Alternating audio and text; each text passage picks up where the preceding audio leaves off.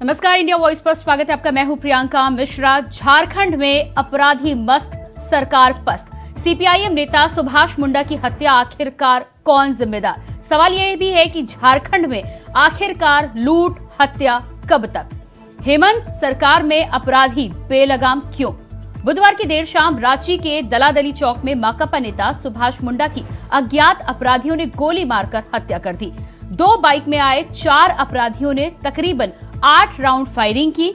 बताया गया कि सुभाष मुंडा को 7 गोलियां लगी। जिस वक्त सुभाष मुंडा पर हमला हुआ, वो अपने छोटे भाई के साथ और इसके साथ ही साथ 4 कार्यकर्ताओं के साथ कार्यालय में बैठे हुए थे। हत्या किस वजह से हुई, इसको लेकर अभी तक वजह साफ नहीं है, पर पुलिस पूरे मामले की जांच कर रही है। आज बात होगी झारखंड में जंगल राज कौन जिम्मेदार?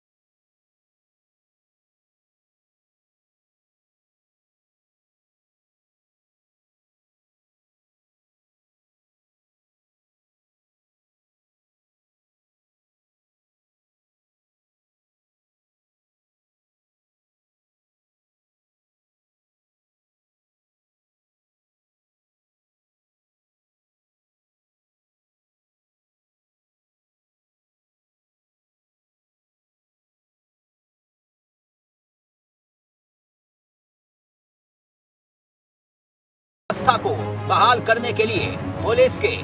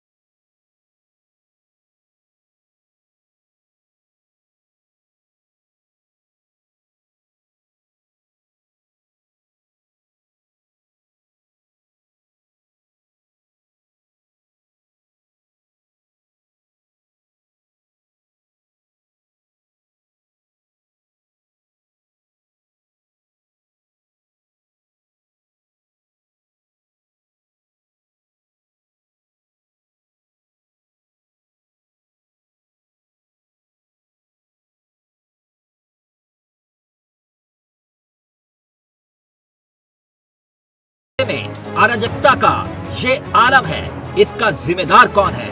अपराधी बेलगाम है और सरकार पस्त है। Bureau report, India voice, Ranchi.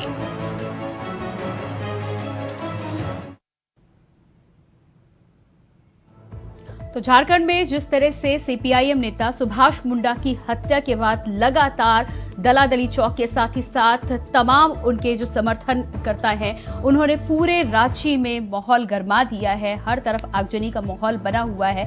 ऐसे में सवाल ये भी उठता है कि आखिर झारखंड में कानून किसके हाथों की कठपुतली बनकर रह गया है? कानून का जिम्मेवार कौन है? इस मुद्दे पर बातचीत करने के लिए मेरे साथ एक पैनल जुड़ा है। सबसे पहले बीजेपी से प्रवक्ता हमारे साथ प्रदीप सिन्हा जी जुड़े हुए हैं, जाने माने चेहरे हैं। जी प्रदीप जी, बहुत बहुत स्वागत है आपका। कांग्रेस से हमारे साथ लक्ष्मी नारायण तिवारी पैनल पर हैं, बहुत स्वागत है आपका भी सर, अनुभवी नेता हैं। और साथ ही साथ सतीश सिंह जी, वरिष्ठ पत्रकार हैं, बारीकी से तमाम मसलों पर अपनी नजर बनाए रखते हैं, बहुत स्वागत है आपका। प्रदीप जी, सबसे पहले आपके पास ही आती हूँ। बाबूलाल मरांडी ने भी जिस तरह से ट्वीट कर झारखंड सरकार पर निशाना साधा है, और सबसे बड़ी बात यह है कि जब जाने माने नेता का इस तरह से हत्या हो जाती है तो आम आदमी की वहां पर सुरक्षा की क्या गारंटी है? क्या कहना है पहली बात तो इस हत्या पर आपका? ये जो इस समय रांची में जो पूरी रांची जलती हुई नजर आ रही है, उस पर क्या कहना है आपका? देखिए, भारतीय जनता पार्टी लंबे समय से इस सरकार को आगाह करती आ रही है कि जिस तरह से अपराधियों का मनोबल बढ़ा है। आप पूरे झारखंड में देख लीजिए, रांची की बात होगी, आए दिन धनबाद में, जमशेदपुर में, संथाल परगना में जिस तरह से अपराधी चुनौती दे रहे हैं प्रशासन को, राज्य सरकार के लिए चिंता का विषय होना चाहिए। और अभी रांची में विगत 15 दिनों के भीतर 3-4 ऐसे वारदात हुए जहां अपराधियों ने जो उनका टारगेट था उसको फोन करके कहा कि आप जब मेरी फोन आप तक पहुंच सकती है तो गोली भी आप तक। आप समझ सकते हैं कि कितने दुस्साहसी हो गए हैं ये, कि ये धमकी भी देते हैं और उनके गुर्गे आकर, जो जेल में उनके आका बैठे हुए हैं, उनके निर्देश पर आकर गोली भी मार कर चले जाते हैं। तो कहीं ना कहीं पुलिस प्रशासन की आप लाचारी कहिए, मजबूरी कहिए, तो उनको सूचना देने के बाद भी अगर पुख्ता इंतजाम नहीं किए जा सकते हैं तो राज्य की जनता तो डरी हुई रहेगी ना। और एक बात जरूर कहना चाहूंगा कि भारतीय जनता पार्टी ने सरकार से उम्मीद ही करना छोड़ दिया है। अगर पुलिस महकमा में थोड़ी भी अपनी साख को लेकर चिंता है तो पुलिस के पदाधिकारी सामने आए, और चूंकि उनके लिए चुनौती का विषय है। सरकारें आती हैं जाती हैं, आज किसी की सरकार है, कल कोई और होगा, लेकिन पुलिस का खौफ अब पुलिस की साख बनी रहनी चाहिए, ताकि लोगों में जो कानून पसंद लोग हैं उनमें एक तो पुलिस कर्मियों के प्रति सम्मान, और जो कानून का उल्लंघन करते हैं उनके मन में भय अवश्य होना चाहिए। जब तक भय नहीं होगा, मैं समझता हूँ कि इसी तरीके से वो चुनौती भी देंगे लोगों को, मारेंगे भी, भय का माहौल बनाकर, जो उनका मकसद है कि रंगदारी वसूलना, लेवी वसूलना, जिस तरह से कोयला क्षेत्रों में की जा रही है कि आए दिन अपराधी आकर कहीं भी किसी पर गोली चलाकर और लेवी की राशि वसूलने के लिए उनके साथ अत्याचार करते हैं। और उग्रवादियों को भी आप देखेंगे जो संगठित अपराध है। ठीक है, आती हूँ मैं आपके पास। जी, आपके पास वापस है लक्ष्मी नारायण जी। झारखंड में ये जो हत्या हुई है, कानून को ताक पर रख दिया गया है, जंगल राज वहां पर कायम है, इस पर क्या कहना है आपका? देखिए मैडम, हत्या जो हुई कम्युनिस्ट नेता की कार्यालय परिसर में घुसकर 3 दहाड़े गोली मारी गई, मैं कड़े शब्दों में निंदा करता हूं जी, और उन्हें अपनी श्रद्धांजलि अर्पित करता हूं। बड़ी मन में पीड़ा है, लेकिन हम निवेदन करेंगे भारतीय जनता पार्टी और उनके नेताओं से जी कि क्या ये होता है, हत्याओं पर क्यों राजनीति की जाती है, समझ में नहीं आता। कार्यालय में कोई व्यक्ति बैठा हुआ है और घुस के गोली मारा जाए, गोली मारने के बाद ही मैडम कोई कार्रवाई होगी ना। इसके मन में क्या सनक सवार होती है। अभी देखिए पलामू की एक घटना है, 1.5 फीट जमीन के लिए एक बीएसएफ का जवान घर से उठता है और वो एक हाथ में रिवॉल्वर और एक हाथ में तलवार। लक्ष्मी नारायण जी माफ कीजिएगा, लक्ष्मी नारायण जी मैं आपको बीच में रोकूंगी। लक्ष्मी नारायण जी मैं आपको बीच में यहाँ पर रोकना चाहूंगी। अनुभवी नेता हैं आप, सीनियर नेता हैं आप, लेकिन ये जो आपका बयान सामने आया है कि गोली मारने के बाद ही कार्रवाई की जाएगी, क्या इससे पहले कानून की कोई जिम्मेदारी नहीं होती है? यानी कि हर जगह हम इंतजार करें? सुनिए मैडम, उसी में मैंने एक उदाहरण रखा है कि अभी कल की घटना है पलामू के गोल्हना गांव की। एक बीएसएफ का जवान छुट्टी में घर आता है और अपने गोतिया के लोगों को 1.5 फीट जमीन का विवादास्पद मुद्दा था, उसके लिए वो तलवार लेकर और घर से निकलता है, हाथ में एक पिस्टल लेके लहराते हुए। पति पत्नी 2 बैठे हुए थे, पति को मारा, गर्दन कट गया, उनकी स्पॉट डेथ हो गई।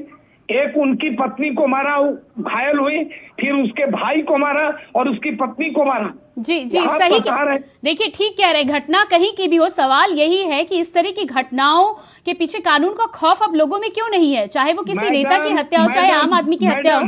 ठीक है मैडम, मुझे कहने दीजिए। मैं कह रहा हूं कि इस बीएसएफ के जवान पर कैसे पागलपन सवार हुआ। उदाहरण मैंने इसलिए ये दिया कि 1.5 फीट जमीन के लिए अपने परिवार के गोतिया को 2 लेडीज और 2 जेंट्स, एक की तो हत्या हो गई उसी जगह, स्पॉट डेथ हो गया, देखिए वो उंगली उठा रहे हैं, और 3 लोग घायल हैं। हम ये कह रहे हैं कि पुलिस का खौफ है देश में शासन व्यवस्था है, उसके बाद भी घुसपैठिए आते हैं, कार्रवाई होती है। हम ये मुंडा जी की जो हत्या हुई है, अचानक घर में गोली मारी गई है, प्रशासन चौकस है, कानून व्यवस्था ठीक है, काम देश कर की तो आप रही है। बात कर रहे हैं, झारखंड सरकार पर क्या कहना चाहेंगे आप? देखिए, झारखंड सरकार, मैंने तो कहा कि घटना हुई है उसकी निंदा करता हूं मैं, और आपको आश्वस्त करता हूं कि तत्काल हत्यारे पकड़े जाएंगे और उन पर कड़ी कार्रवाई की जाएगी। अच्छा, ठीक है। सतीश जी भी हमारे साथ है। सतीश जी, यहाँ पर लक्ष्मी नारायण तिवारी जी का साफ तौर पर कहना है कि निंदा जरूर करते हैं, लेकिन पहले गोली चलेगी, उसके बाद ही कार्रवाई होगी। झारखंड में क्योंकि 3 पार्टी की मिलीजुली सरकार है, तो सत्ता बचाने के लिए कानून व्यवस्था कमजोर अमूनन हो ही जाता है, और जितनी कमजोर सरकार है झारखंड में वो आप देख ही रहे हैं। दूसरी बात, कांग्रेस के प्रवक्ता जी ने बहुत अच्छी बात कही, मैं तो उनको धन्यवाद देता हूं कि एक फौजी जवान को 1.5 फीट जमीन पर के लिए विश्वास नहीं था कि प्रशासन न्याय दिला पाएगा। अर्थात झारखंड में फौजी को यह विश्वास नहीं है कि झारखंड सरकार, हेमंत सोरेन की सरकार हमें न्याय दे पाएगी, वह कानून अपने हाथ में ले लेता है। कांग्रेस के प्रवक्ता ने आज हेमंत सोरेन सरकार की पोल पट्टी लाइव टीवी में, नेशनल टीवी में खोल कर रख दी है। फौजी को भी मैंने आपके बीच में नहीं बोला था। अरे लक्ष्मी नारायण तिवारी जी, आपके पास आऊंगी, उन्हें बात तो पूरी करनी दीजिए, फिर आप जवाब दीजिएगा। जी, अपने बारी का इंतजार करें, अपने बारी का इंतजार करें। कांग्रेस प्रवक्ता ने स्पष्ट बोला है कि एक फौजी को भी झारखंड में हेमंत सोरेन सरकार को यह विश्वास नहीं है कि वह मुझे न्याय दिला पाएगा। जब एक फौजी को विश्वास नहीं है तो आम आदमी को क्या विश्वास होगा, और यदि आम आदमी को विश्वास नहीं होगा तो इस तरह की हत्याएं होती रहेगी।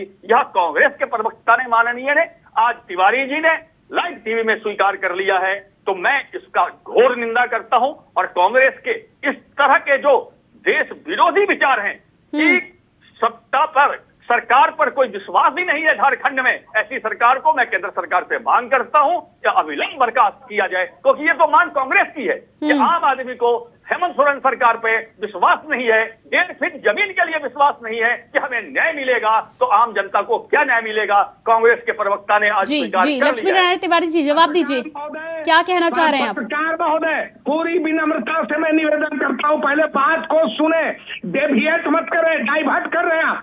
वो जो बीएसएफ का जवान था, नापी में 1.5 फीट जमीन जिसकी हत्या हुई उसकी निकली थी, उस व्यक्ति ने ये कहा था कि जाइए, निकला है तो भी मैं छोड़ देता हूं।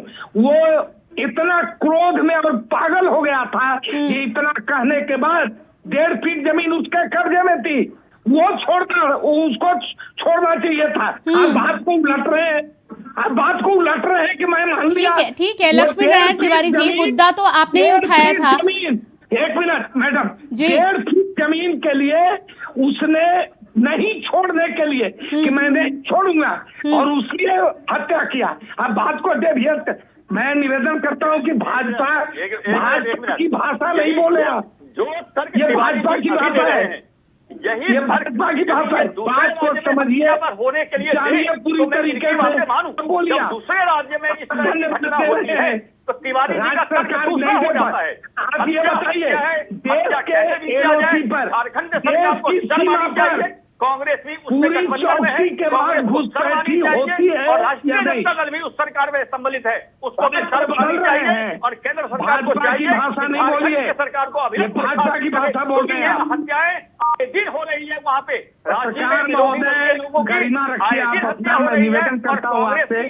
मैं क्या बोल रहा हूँ, शर्म है कि कांग्रेस प्रवक्ता भाजपा के प्रवक्ता की तरफ बोले जा रहे हैं, बदल रहे हैं, बात को बदल रहे हैं। वो 1.5 फीट जमीन जबरदस्ती कब्जा किए हुए था बीएसएफ का जवान, अब उसको छोड़ना न पड़े, इसलिए उसने हत्या कर दी। आपने मान लिया है कि झारखंड की सरकार नहीं दिलवा रही, भारत और चीन सीमा पर, भारत और पाकिस्तान की सीमा पर पूरी चौकसी के बाद घुसपैठी होती है या नहीं, स्वीकार किया है कि झारखंड की कानून व्यवस्था हो चुकी है, वहाँ जंगल राज आ चुका है। और इस जंगल राज को खत्म करने के लिए मैं तो बीजेपी प्रवक्ता से मांग करूंगा कि कांग्रेस के प्रवक्ता भी आपके साथ हैं, आप राज्य में राष्ट्रपति शासन लगाने का व्यवस्था करें, मांग करें, राज्यपाल के पास जाएं कि अभिनव राज्यपाल केंद्र को रिपोर्ट भेजें कि कांग्रेस की मांग है कि कानून व्यवस्था ध्वस्त हो गई है झारखंड में, अविलंब राष्ट्रपति शासन लागू किया जाए।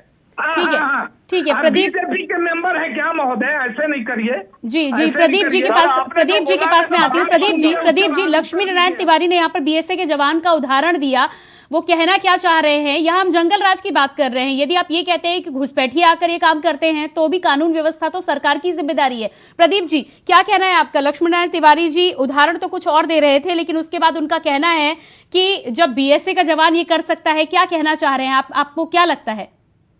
देखिए, सतीश जी ने उनकी बातों का जवाब दिया तो किस तरह से बौखला गए और उनको भाजपा ही बताने लगे। अगर कोई किसी की आलोचना करे तो उनको स्वीकार नहीं है कि सरकार की आलोचना की जाए, उनको स्वीकारना चाहिए कि कहीं भूल हुई है। अब मैं बताता हूँ, तिवारी जी को भी याद होगा और सतीश जी को तो बखूबी याद होगा कि आज से महज 10-15 दिन पहले मुख्यमंत्री प्रोजेक्ट भवन में थे, वहां एक महिला पहुंच जाती है, जबकि ये मामला उठा के मुख्यमंत्री की सुरक्षा घेरे को तोड़ के वो महिला कैसे उन तक पहुंच गई।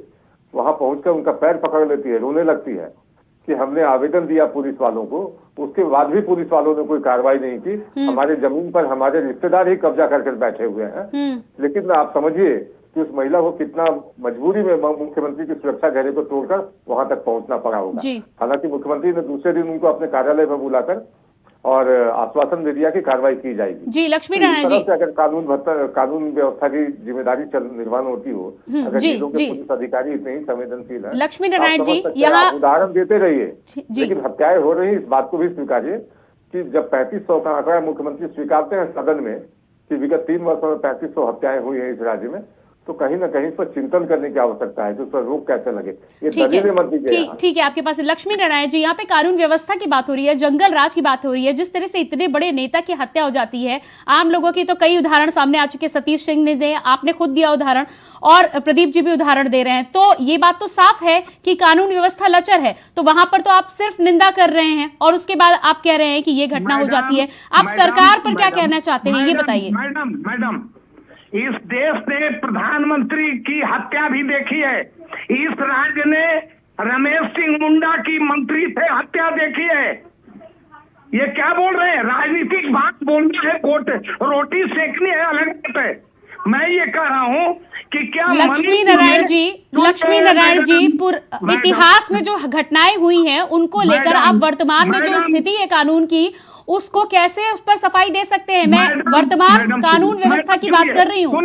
सुनिए मैडम, झारखंड से एक अपराधी गोली मारता है घुसकर, आज तो वह मचा रहे प्रदीप जी, और समर्थन में ये पत्रकार महोदय भी अभी उंगली खड़ा कर रहे हैं। आप स्वतंत्र पत्रकार है महोदय, पत्रकार की भाषा बोलिए। मैं ये कह रहा हूँ कि इनसे पूछिए प्रदीप जी से कि मणिपुर में महिलाओं को निर्वस्त्र करके घुमाया गया, कहाँ है मुख्यमंत्री और इस देश का प्रधानमंत्री कहाँ है? जी लक्ष्मी नारायण जी, मणिपुर पर तो आज मैं चर्चा ही नहीं कर रही हूँ, मैं झारखंड की बात कर रही हूँ। मणिपुर पर तो संसद में वैसे ही हंगामा हो रहा है। सुनिए, मणिपुर पाकिस्तान में है क्या? लक्ष्मी नारायण जी, राजस्थान भूल जाते हैं आप, छत्तीसगढ़ भूल जाते हैं आप। ये क्या हो रहा है समझ में नहीं आता है। लाश पर राजनीति होती है, महिलाओं पर राजनीति होती है, ये क्या हो रहा है? सतीश जी आपके पास आऊंगी। लक्ष्मी नारायण जी से जब कानून व्यवस्था की बात करो तो सरकार पर गोल गोल जवाब देते नजर आते हैं। मणिपुर भी याद दिला देंगे, लेकिन झारखंड पर बात नहीं करेंगे। क्या कहना है सतीश जी? मैडम, मेरा नाम लिया मैडम ने, आप रुक जाइए, मैंने आपके बीच में नहीं बोला, मेरा नाम लिया है, मेरा नाम लिया है। देखिए, आपने शांत रहिए, मेरा शांत रहिए। लक्ष्मी नारायण जी, अरे लक्ष्मी नारायण जी आपके पास आती हूँ ना, उन्हें भी तो थोड़ा समय दे दीजिए अपनी बात रखने का। आपके पास आती हूँ मैं जी।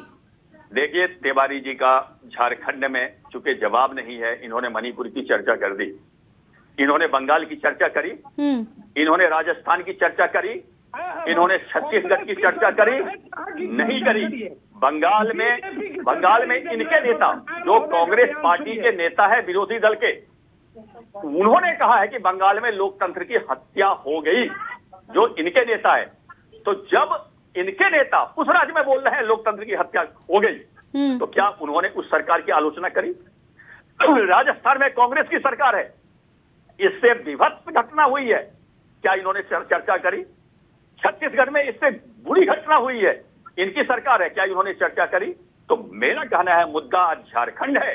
झारखंड में जो जंगल राज कायम हो गया है, जो कानून व्यवस्था की खौफ हट गई है, जो हेमंत सोरेन एक कमजोर मुख्यमंत्री इस कारण है कि एक तरफ से कांग्रेस उनका टांग खींच रहा है, एक तरफ राष्ट्रीय जनता दल उनका टांग खींच रहा है, जिससे कि सरकार काम नहीं कर पा रही है। उसका इलाज क्या है, वह कैसे रुकेगा? लोग मुख्यमंत्री के सामने आत्महत्या करने के लिए मजबूर हो जाते हैं। यह पहला राज्य है भारत में झारखंड। तो इस कानून व्यवस्था की कुछ जिम्मेवारी जितनी झारखंड मुक्ति मोर्चा की है, उतनी ही कांग्रेस की है। इसीलिए मैं झारखंड में ठीक है प्रदीप जी सतीश जी का कहना है कि कांग्रेस इसकी जिम्मेदारी नहीं लेगी, ना ही बात करेगी, झारखंड की बात नहीं करेगी, तमाम देश के अन्य राज्यों की बात करेंगे, मणिपुर की भी बात कर लेंगे, लेकिन झारखंड में आज जो ये घटना हुई है उस पर बोलने से बचते नजर आ रहे हैं। नहीं बच नहीं रहे हैं।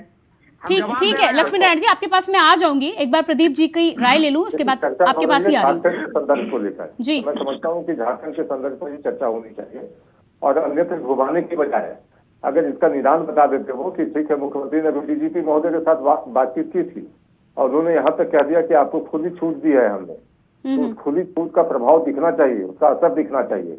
हम उम्मीद लगाए बैठे हैं कि डीजीपी अब वो अपराधियों के साथ वैसा ही व्यवहार करेंगे, क्योंकि अपराधी गोली की भाषा समझा रहे हैं लोगों को, तो उनको भी गोली की भाषा समझाई जाए।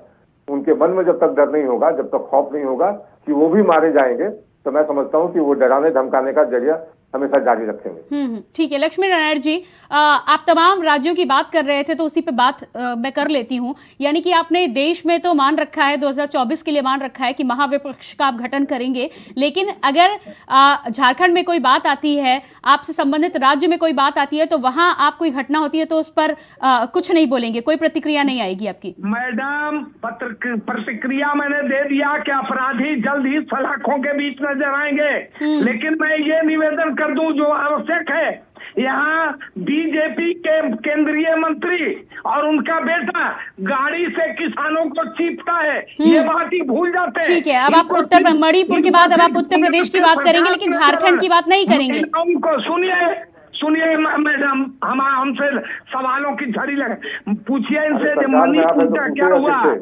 प्रधानमंत्री देश के लक्ष्मी नारायण तिवारी जी, मुझे आप ये बताइए, आपके किसी नेता ने सरकार से जवाब मांगा है? आपके किसी नेता ने सरकार पर दबाव डालने की कोशिश की? इस तरह की घटना हुई है, बड़े नेता थे, आदिवासियों का चेहरा थे, आदिवासियों के लिए काम करते थे।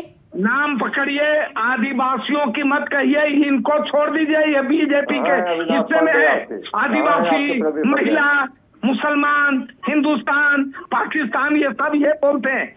क्यों आदिवासी का चेहरा नहीं थे क्या? थोड़ा धैर्य रखिए, जल्द ही अपराधी कानून के शिकंजे में कसे जाएंगे, इंतजार कीजिए, आप देखिए, बहुत जल्दी ये खबर आएगी आपको।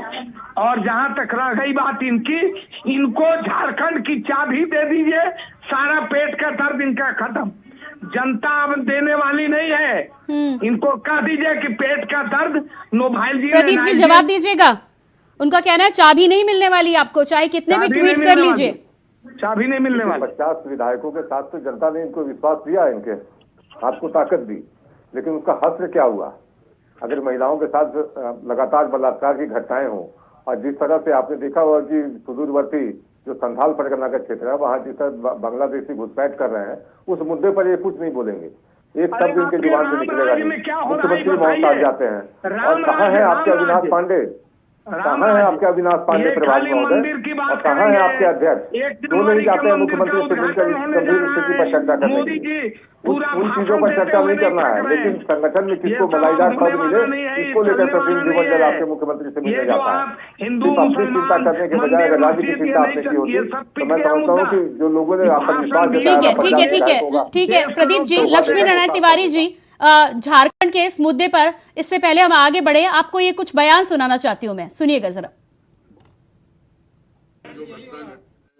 दुर्भाग्यपूर्ण घटना है, और ये घटना तो हम तो इसको सरकार की ओर से इस तरह का घटना नहीं दोबारा घटे। सरकार तो इसके लिए प्रयास कर ही रहा है, लेकिन आपको माध्यम से हम आश्वस्त करना चाहते हैं जिस तरह का घटना घटी है निश्चित तौर पर सरकारी पर संज्ञान लेकर चिन्हित करके उसे दोषियों को पकड़ कर उनको सजा दिया जाएगा और दोबारा ये प्रवृत्ति नहीं हो। सरकार संभव प्रयास करेगी घटना आगे नहीं बढ़े और इस तरह का क्राइम नहीं हो। सरकार से सकती दुर्भाग्यपूर्ण घटना है और सुभाष मुंडा जी एक युवा नेता के रूप में स्थापित थे और सामाजिक कार्यकर्ता के रूप में समाज के बीच में हमेशा सक्रिय रहते थे और जिस तरह से उनके कार्यालय में शाम के समय घुस के हत्या कर दी गई, ये बहुत ही दुर्भाग्यपूर्ण है। आज आप देख रहे हैं कि झारखंड में चाहे डीएसपी हो, चाहे पुलिस हो, चाहे नेता हो, चाहे आम जनता हो, असुरक्षित महसूस कर रहे हैं और जिस तरह से ये घटना घटी लोगों के बीच में काफ़ी आक्रोश है और मैं अपनी ओर से पुलिस प्रशासन को ये चेतावनी देना चाहता हूँ कि अगर वो नहीं चेते और 24 घंटा के अंदर वो अपराधी को गिरफ्तार नहीं कर पाए तो उग्र आंदोलन के लिए यहाँ की जनता ने मन बना लिया है। सरकार का फेवर बोलेंगे, प्रशासन का फेवर बोलेंगे। क्राइम व्यवस्था पे कोई प्लानिंग नहीं है। दिन में हेमंत स्पीच में बोलते हैं कि क्राइम व्यवस्था को ठीक करना है, शाम को गोली मार दिया जाता है। तो ये दुर्भाग्य है रांची के लिए, सरकार के लिए और यहाँ के प्रशासन, पुलिस प्रशासन के लिए कि ये लोग अपना ड्यूटी नहीं कर रहे हैं। ये लोग केवल बालू वसूली, थाना में जमीन दलालों के साथ मिल के वसूली यही कर रहे हैं। अगर कानून व्यवस्था को ठीक से अगर देखेंगे इस तरह का क्राइम नहीं होना चाहिए था। सारे लोग संयम अपनाएं और हम लोग को हाथ के मजबूत करें, हम लोग को सपोर्ट करें। कुछ जहाँ भी जो भी कुछ क्लू अगर है किन्हीं को मिलता है तो सीनियर एसपी महोदय हैं, हमारे डीआईजी साहब रात में है, हमारे जोनल आईजी साहब, सारे लोगों की सहानुभूति जनता के साथ भी है और इनके साथ भी है। तो हम लोग इमीडिएट सबके सहयोग से हम उसको पकड़ के लाने में सक्षम होंगे, ऐसा हम लोग को विश्वास है, भरोसा है। ठीक।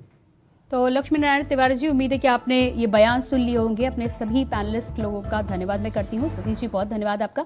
प्रदीप सिन्हा जी हमारे साथ बीजेपी से जुड़े थे, उनका धन्यवाद। और लक्ष्मी नारायण तिवारी जी आपका भी बहुत बहुत धन्यवाद इस चर्चा में शामिल होने के लिए। उम्मीद करते हैं कि जल्द ही सीपीआईएम के नेता सुभाष मुंडा के अपराधियों को, उनकी हत्या के अपराधियों को गिरफ्तार किया जाएगा और इस मामले में न्याय मिलेगा। फिलहाल इस बहस में इतना ही। ताज़ा अपडेट के लिए, ताज़ा खबरों के लिए लगातार देखते रहिए इंडिया वॉइस। मुझे दीजिए इजाजत। नमस्कार।